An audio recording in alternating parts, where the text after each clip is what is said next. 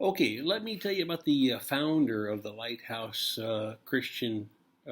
Lighthouse Ranch, the Christian commune. Okay, his name was Jim Durkin, and he did not look at all like a hippie. He was 45, wore a three-piece suit. He was a full-time real estate agent and a part-time pastor, and some would say not a very good one. In his first effort, he managed about 13 years in the saddle until a divorce forced him out. And then after 3 years of aimless unhappiness, he returned to his wife and proposed again. She agreed. He then, right then, started his real estate business, and within 7 years, they were financially stable. He had finally found something he was good at. If I understood it correctly, he had bought rental properties, and so the rental income was enough to live on from that point. He then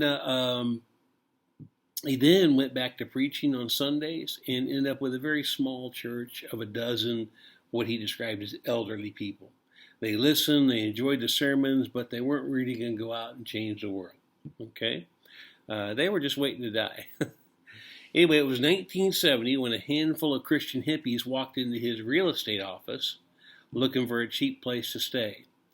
Their reasoning was, they said, we've been kicked out of the last three places. So not exactly the best references.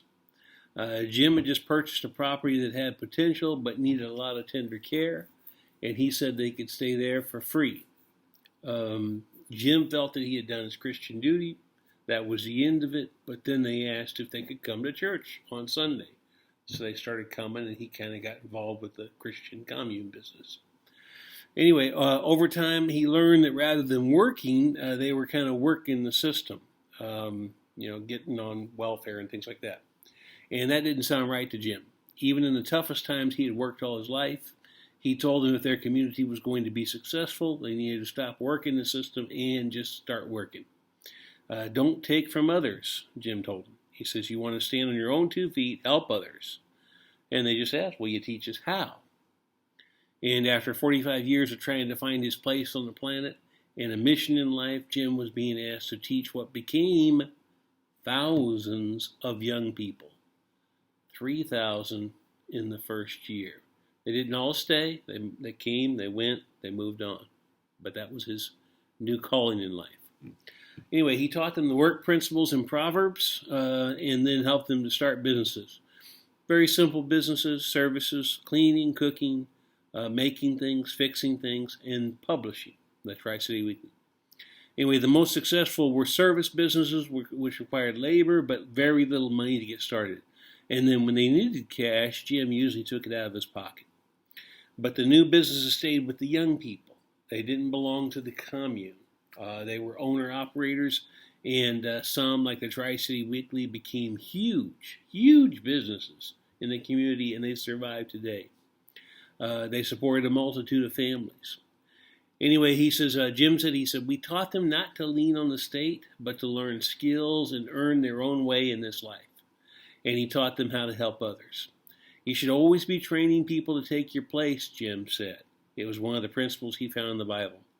Work yourself out of a job, and then you take a step back and say, now what? So that's what he did for 25 years. And then he died in 1996. Jim Durkin never became famous. He never became rich. You've never heard of him before, have you? He didn't manage to carve his name on a slew of businesses or churches because everything he had, he gave it away.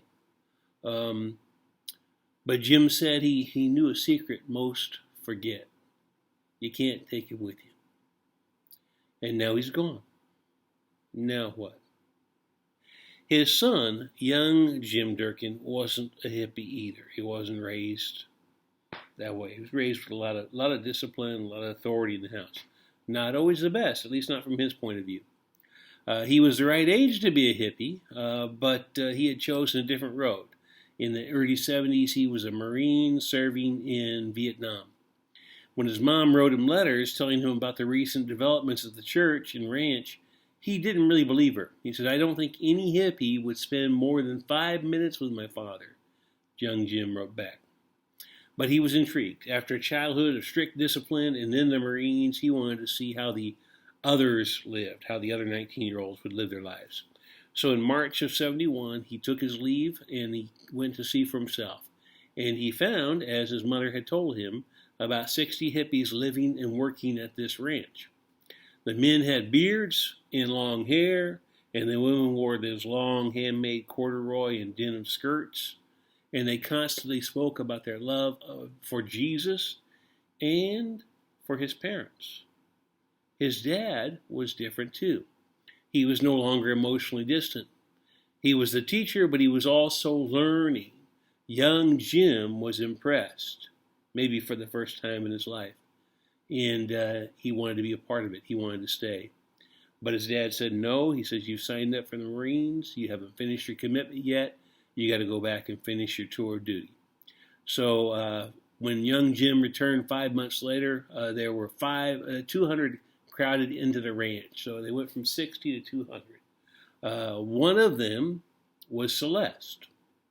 She showed up with her boyfriend in the middle of the night just looking for a place to crash. It was terrifying, she said. It was dark and I didn't really know where I was going or who I was going to meet. But she liked what she found and she decided to stay. Her boyfriend felt just the opposite and he decided to split. So she was now on her own with no money and no car. She met young Jim Durkin a few weeks later. He had taken over the cooking in the kitchen and organized it because it takes a lot of work to get those, 200 some odd people fed.